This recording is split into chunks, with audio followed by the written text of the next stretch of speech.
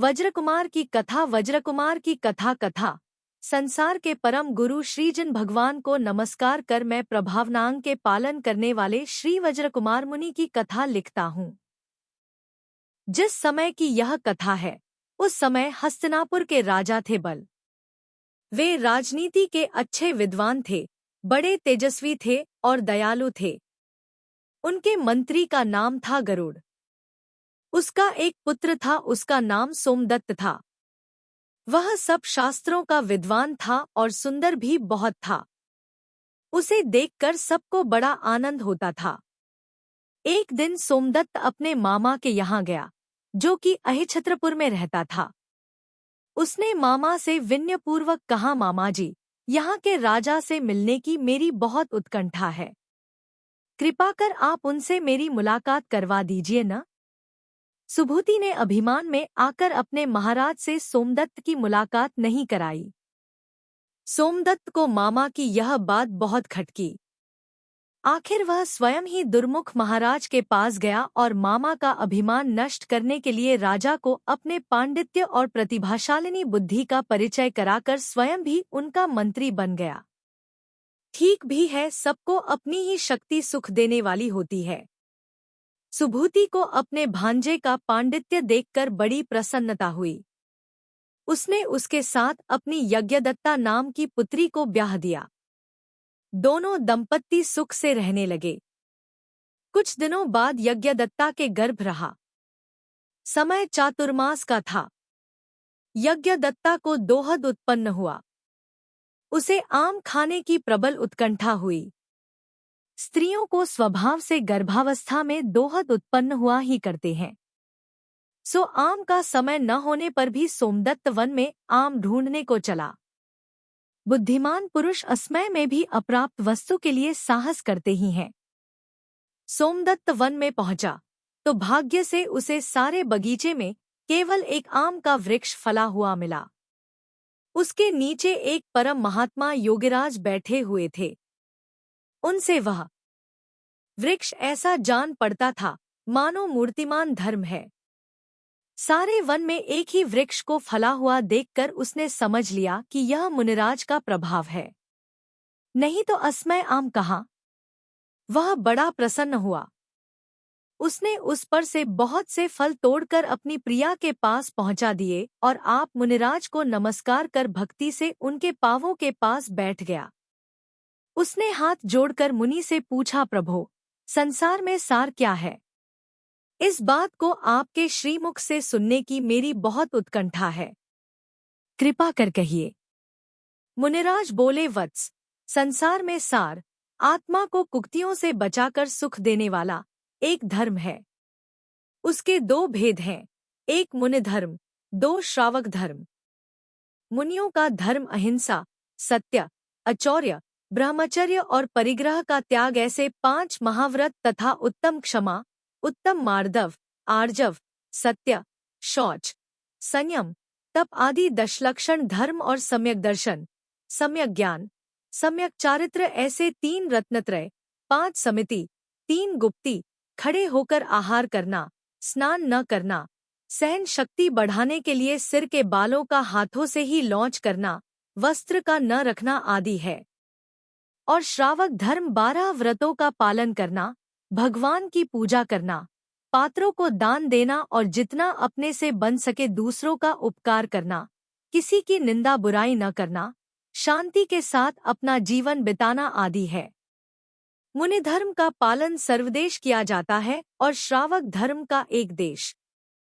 जैसे अहिंसा धर्म का पालन मुनि तो सर्वदेश करेंगे, अर्थात स्थावर जीवों की भी हिंसा वे नहीं करेंगे, और श्रावक इसी धर्म का पालन एक देश अर्थात स्थूल रूप से करेगा।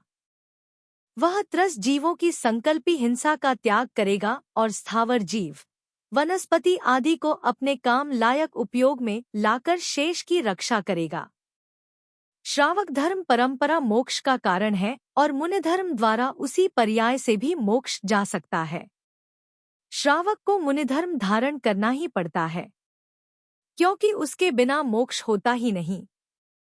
जन्म अजरामरण का दुख बिना मुनि धर्म के कभी नहीं छूटता।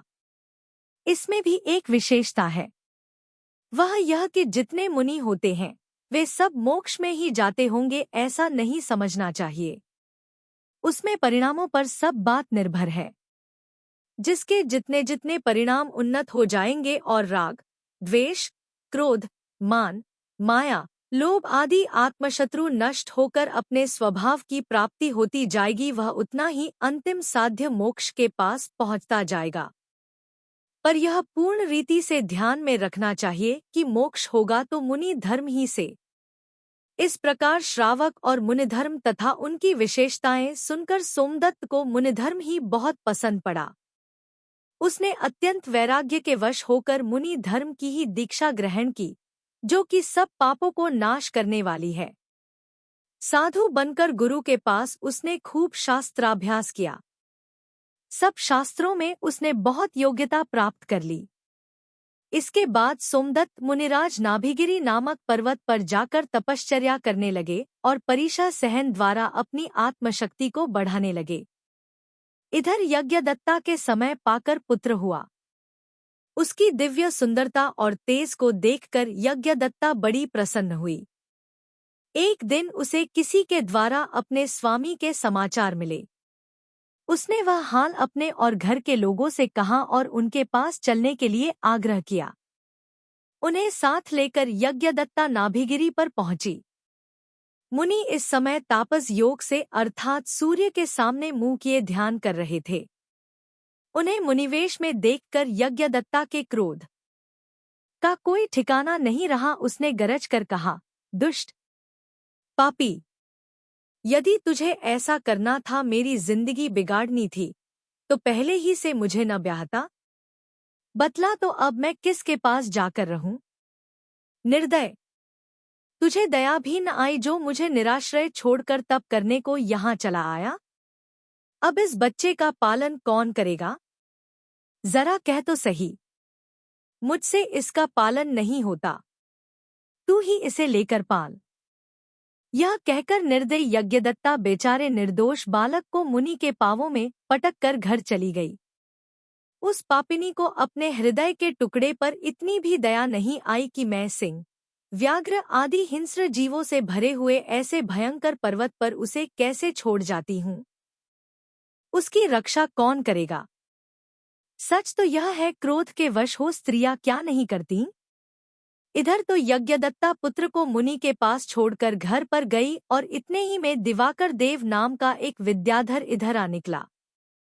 वह अमरावती का राजा था, पर भाई भाई में लड़ाई हो जाने से उसके छोटे भाई पुरसुंदर ने उसे युद्ध में पराजित कर देश से निकाल दिया था। सो वह अपनी स्त्री को साथ लेकर तीर्थयात्रा के लिए चल दिया। यात्रा करते हुए वह नाभि पर्वत की ओर आ निकला। पर्वत पर मुनिराज को देखकर उनकी वंदना के लिए नीचे उतरा। उसकी दृष्टि उस खेलते हुए तेजस्वी बालक के प्रसन्न मुख कमल पर पड़ी। बालक को भाग्यशाली समझकर उसने अपनी गोद में उठा लिया और बड़ी प्रसन्नता के साथ उसे अपनी प्रिया से कहा, प्रिये, यह कोई बड़ा पुण्य पुरुष है। आज अपना जीवन कृतार्थ हुआ जो हमें अनायास ऐसे पुत्र रत्न की प्राप्ति हुई। उसकी स्त्री भी बच्चे को पाकर बहुत खुश हुई। उसने बड़े प्रेम के साथ उसे अपनी छाती से लगाया और अपने को कृतार्थ माना। बालक होनहार था। उसके हाथों में वज्र का चिन्ह था। उसका सारा शरीर शुभ लक्षणों से विभूषित था। वज्र का चिन्ह देखकर विद्याधर महिला ने उसका नाम वज्रकुमार रख दिया। इसके बाद वे दंपत्ति मुनि को प्रणाम कर अपने घर पर लौट आए। यज्ञदत्ता तो अपने और सुपुत्र को भी छोड़कर चली आई, पर जो भाग्यवान होता है उसका कोई न कोई रक्षक बनकर आ ही जाता है। बहुत ठीक लिखा है, प्रकृष्ट पूर्व पुण्याना न ही कष्टन जगत्रये। ब्रह्मा नेमिदत्त अर्थात पुण्यवानों को कहीं कष्ट प्राप्त नहीं होता। विद्याधर के घर पर पहुंचकर वज्रकुमार द्वितीया के चंद्रमा की तरह बढ़ने लगा और अपनी बाल लीलाओं से सबको आनंद देने लगा। जो उसे देखता वही उसकी स्वर्गीय सुंदरता पर मुग्ध हो उठता था। दिवाकर देव के संबंध से वज्रकुमार का मामा कनकपुरी का राजा विमल वाहन हुआ। अपने मामा के यहाँ रहकर वज्रकुमार ने खूब शास्त्राभ्यास किया। छोटी ही उम्र में वह एक प्रसिद्ध विद्वान बन गया। उसकी बुद्धि को देखकर विद्याधर बड़ा आश्चर्य करने लगे। एक दिन वज्रकुमार हरिमंत पर्वत पर प्रकृति की शोभा देखने को गया हुआ था। वहीं पर एक गरुड़ वेग विद्याधर की पवन वेगा नाम की पुत्री विद्या साध रही थी। सो विद्या साधते साधते भाग्य से एक कांटा हवा से उड़कर उसकी आंख में गिर गया। उसके दुहक से उसका चित्त चंचल हो उठा। उससे विद्या सिद्ध होने में उसके लिए बड़ी कठिनाई आ उपस्थित हुई। इसी समय वज्रकुमार इधर आ निकला। उसे ध्यान से विचलित देखकर उसने उसकी आंख में से कांटा निकाल दिया। पवन वेगा स्वस्थ होकर फिर मंत्र साधने में तत्पर हुई। मंत्रयोग पूरा होने पर उसे विद्या सिद्ध हो गई। वह सब उपकार वज्रकुमार का समझकर उसके पास आई और उससे बोली, आपने मेरा बहुत उपकार किया है। ऐसे समय यदि आप उधर नहीं आते तो कभी संभव नहीं था कि मुझे विद्या सिद्ध होती। इसका बदला मैं एक क्षुद्र बालिका क्या चुका सकती हूँ, पर यह जीवन आपको समर्पण कर आपकी चरणदासी बनना चाहती हूँ। मैंने संकल्प कर लिया है कि इस जीवन में आपके सिवा किसी को मैं अपने हृदय में स्थान नहीं दूंगी। मुझे स्वीकार कर कृतार्थ कीजिए। यह कहकर वह सतृष्ण नैनों से वज्रकुमार की ओर देखने लगी। वज्रकुमार ने मुस्कुराकर उसके प्रेमोपहार को बड़े आदर के साथ ग्रहण किया। दोनों वहां से विदा होकर अपने अपने घर गए। शुभ दिन में गरुड़ वेग ने पवन वेगा का परिणय संस्कार वज्रकुमार के साथ कर दिया। दोनों दंपत्ति सुख से रहने लगे। एक दिन वज्रकुमार को मालूम हो गया कि मेरे पिता थे तो राजा, पर उन्हें उनके छोटे भाई ने लड़ झगड़ कर अपने राज्य से निकाल दिया है। यह देख उसे अपने काका पर बड़ा क्रोध आया। वह पिता के बहुत कुछ मना करने पर भी कुछ सेना और अपनी पत्नी की विद्या लेकर उसी समय अमरावती पर जा चढ़ा। पुरंदर देव को इस चढ़ाई का हाल कुछ मालूम नहीं हुआ था, इसलिए वह बात की बात में पराजित कर बांध लिया गया। राज्य सिंहासन पीछा दिवाकर देव के अधिकार में आया। सच है, सुपुत्र कुलदीपका अर्थात सुपुत्र से कुल की उन्नति होती है। इस वीर वृत्तांत से वज्रकुमार बहुत प्रसिद्ध हो गया। अच्छे अच्छे शूरवीर उसका नाम सुनकर कांपने लगे। इसी समय दिवाकर देव की प्रिया जयश्री के भी एक और पुत्र उत्पन्न हो गया। अब उसे वज्रकुमार से डाह होने लगी। उसे एक भ्रम सा हो गया कि इसके सामने मेरे पुत्र को राज्य कैसे मिलेगा। खैर, यह भी मान लूं कि मेरे आग्रह से प्राणनाथ अपने ही पुत्र को राज्य दे भी दे, तो यह क्यों उसे देने देगा। ऐसा कौन बुद्धिमान होगा जो आश्रयंती श्रियों को वा पादेन भुवि ताड़ेत। वादीप सिंह आती हुई लक्ष्मी को पांव से ठुकरावेगा। तब अपने पुत्र को राज्य मिलने में यह एक कंटक है। इसे किसी तरह उखाड़ फेंकना चाहिए। यह विचार कर वह मौका देखने लगी। एक दिन वज्रकुमार ने अपनी माता के मुंह से यह सुन लिया कि वज्रकुमार बड़ा दुष्ट है।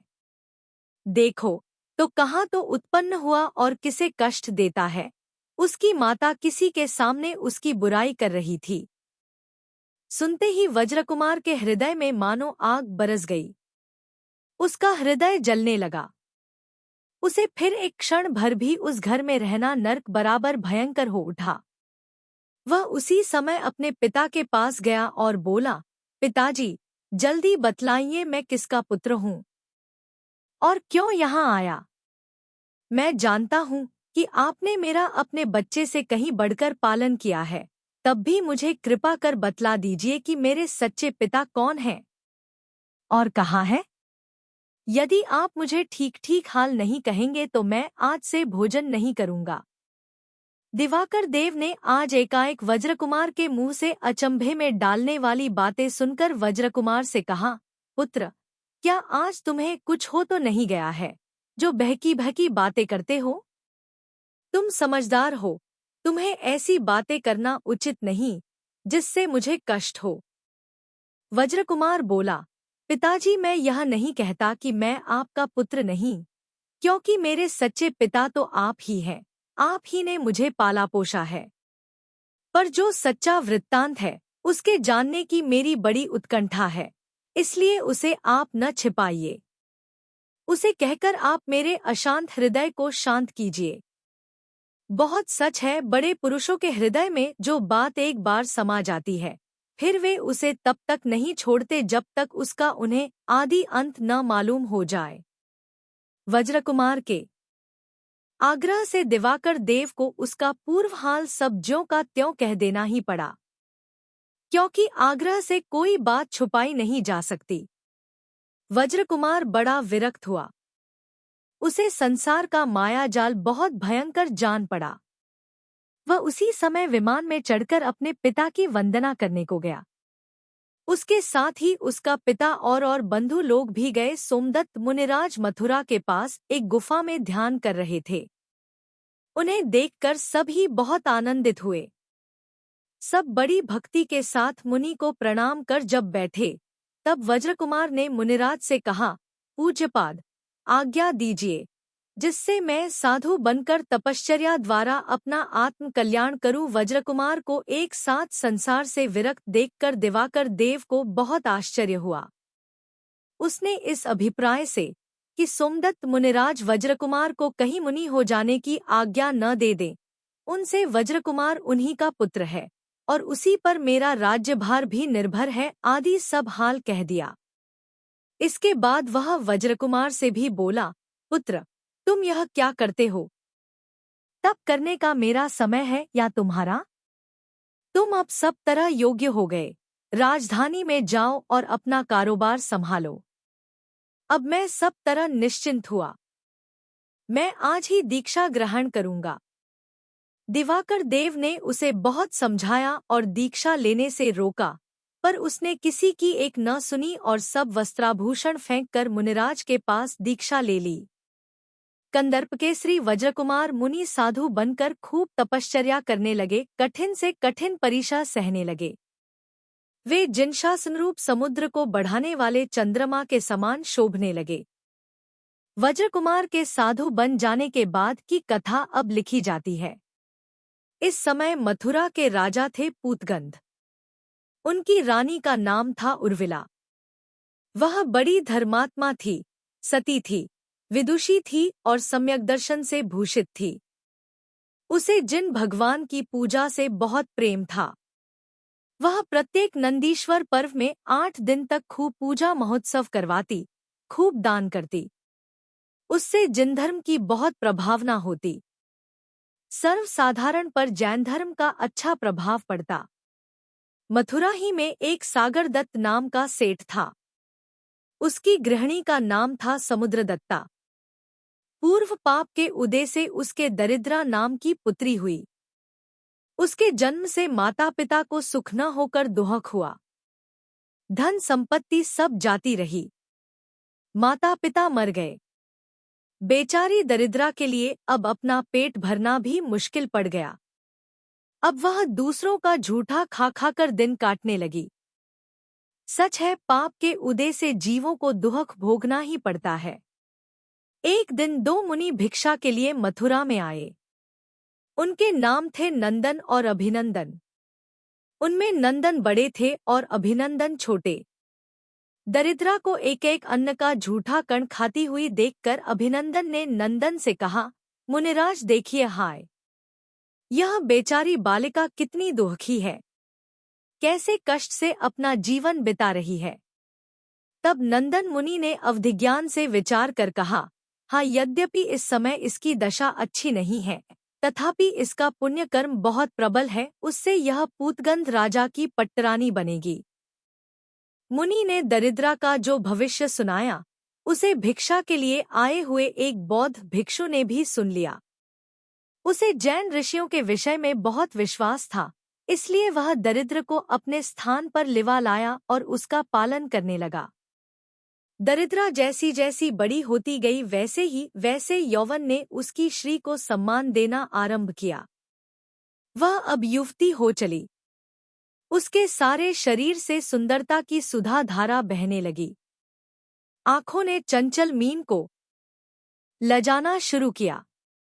मुंह ने चंद्रमा को अपना दास बनाया। नितंबों को अपने से जल्दी बढ़ते देखकर शर्म के मारे स्तनों का मुंह काला पड़ गया। एक दिन युवती दरिद्रा शहर के बगीचे में जाकर झूले पर झूल रही थी कि कर्म योग से उसी दिन राजा भी वहीं आ गए। उनकी नजर एकाएक दरिद्रा पर पड़ी। उसे देखकर वे अचंभे में आ गए कि यह स्वर्ग सुंदरी कौन है। उन्होंने दरिद्रा से उसका परिचय पूछा। उसने निस्संकोच होकर अपना स्थान वगैरह सब उन्हें बता दिया। यह बेचारी भोली थी। उसे क्या मालूम कि मुझसे खास मथुरा के राजा पूछताछ कर रहे हैं। राजा तो उसे देखकर कामांध हो गए। वे बड़ी मुश्किल से अपने महल पर आए। आते ही उन्होंने अपने मंत्री को श्रीवंदक के पास भेजा। मंत्री ने पहुंचकर श्रीवंदक से कहा, आज तुम्हारा और तुम्हारी कन्या का बड़ा ही भाग्य है, जो मथुराधीश्वर उसे अपनी महारानी बनाना चाहते हैं। कहो, तुम्हें भी यह बात सम्मत है न? श्रीवंदक बोला, हाँ, मुझे महाराज की बात स्वीकार है, पर एक शर्त के साथ। वह शर्त यह है कि महाराज बौद्ध धर्म स्वीकार करें तो मैं इसका ब्याह महाराज के साथ कर सकता हूँ। मंत्री ने महाराज से श्रीवंदक की शर्त कह सुनाई। महाराज ने उसे स्वीकार किया। सच है, लोग काम के वश होकर धर्म परिवर्तन तो क्या बड़े बड़े अनर्थ भी कर बैठते हैं। आखिर महाराज का दरिद्रा के साथ ब्याह हो गया। दरिद्रा मुनिराज के भविष्य कथनानुसार पट्टरानी हुई। दरिद्रा इस समय बुद्धदासी के नाम से प्रसिद्ध है, इसलिए आगे हम भी इसी नाम से उसका उल्लेख करेंगे। बुद्धदासी पट्टरानी बनकर बुद्ध धर्म का प्रचार बढ़ाने में सदा तत्पर रहने लगी। सच है, जिन धर्म संसार में सुख का देने वाला और पुण्य प्राप्ति का खजाना है, पर उसे प्राप्त कर पाते हैं भाग्यशाली ही। बेचारी अभागिनी बुद्धदासी के भाग्य में उसकी प्राप्ति कहाँ। अष्टानिका पर्व आया। उर्विला महारानी ने सदा के नियमानुसार अब की बार भी उत्सव करना आरंभ किया। जब रथ निकालने का दिन आया और रथ छत्र, चवर, वस्त्र, भूषण, पुष्पमाला आदि से खूब सजाया गया, उसमें भगवान की प्रतिमा विराजमान की जाकर वह निकाला जाने लगा, तब बुद्धदासी ने राजा से यह कहकर कि पहले मेरा रथ निकलेगा, उर्विला रानी का रथ रुकवा दिया। राजा ने भी उस पर कुछ बाधा न देकर उसके कहने को मान लिया। सच है, मोहांधा नैव जानन्ति गोक्षोरार्पयोन्तरम। ब्रह्मा नेमिदत्त अर्थात मोह से अंधे हुए मनुष्य गाय के दूध में और आकड़े के दूध में कुछ भी भेद नहीं समझते। बुद्धदासी के प्रेम ने यही हालत पूतगंध राजा की कर दी। उर्विला को इससे बहुत कष्ट पहुंचा। उसने दुखी होकर प्रतिज्ञा कर ली कि अब पहले मेरा रथ निकलेगा तभी मैं भोजन करूंगी। यह प्रतिज्ञा कर वह क्षत्रिया नाम की गुहा में पहुंची। वहां योगिराज सोमदत्त और वज्रकुमार महामुनि रहा करते हैं। वह उन्हें भक्ति पूर्वक नमस्कार कर बोली, हे जिन शासन रूप समुद्र के बढ़ाने वाले चंद्रमाओं और हे मिथ्यात्व रूप अंधकार के नष्ट करने वाले सूर्य, इस समय आप ही मेरे लिए शरण हैं। आप ही मेरा दुख दूर कर सकते हैं। जैन धर्म पर इस समय बड़ा संकट उपस्थित है, उसे नष्ट कर उसकी रक्षा कीजिए। मेरा रथ निकलने वाला था, पर उसे बुद्धदासी ने महाराज से कहकर रुकवा दिया है। आजकल वह महाराज की बड़ी कृपा पात्र है, इसलिए जैसा वह कहती है महाराज भी बिना विचारे वही कहते हैं। मैंने प्रतिज्ञा कर ली है कि सदा की भांति मेरा रथ पहले यदि निकलेगा तभी मैं भोजन करूंगी। अब जैसा आप उचित समझे वह कीजिए। उर्विला अपनी बात कर रही थी कि इतने में वज्रकुमार तथा सोमदत्त मुनि की वंदना करने को दिवाकर देव आदि बहुत से विद्याधर आए।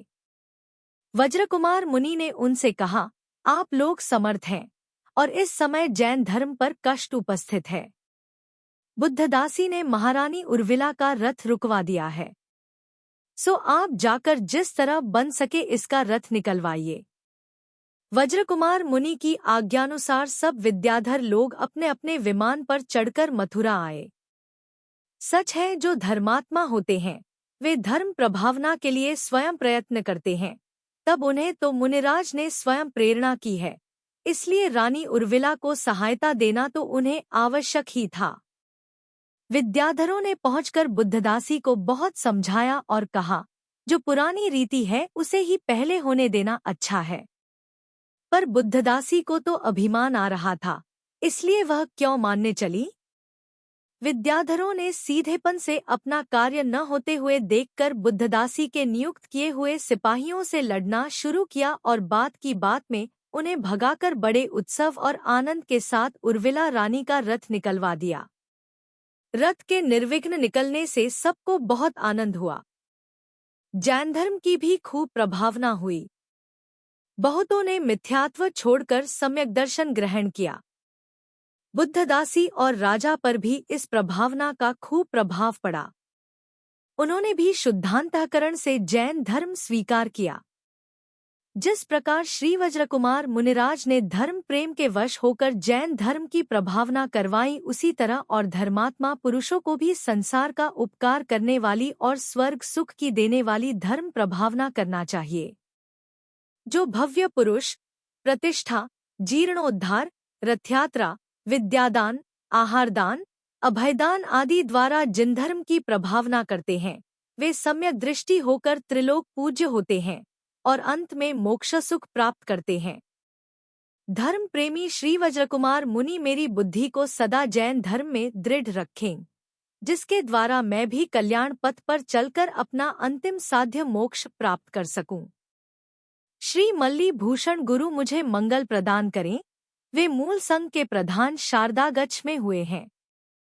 वे ज्ञान के समुद्र हैं और सम्यक दर्शन, सम्यक ज्ञान और सम्यक चारित्र रूपी रत्नों से अलंकृत हैं। मैं उनकी भक्ति पूर्वक आराधना करता हूँ।